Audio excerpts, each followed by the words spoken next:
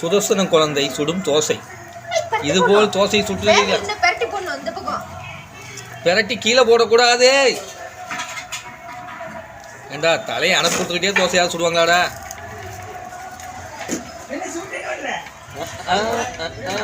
தோசை தோசை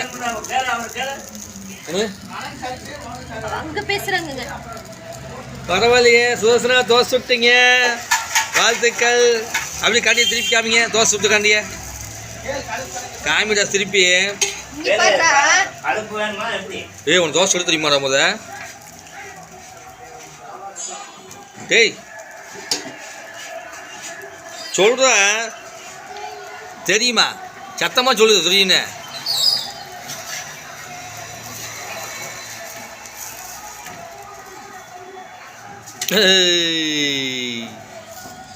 ஒரு கமெண்டாவது கொடுறா.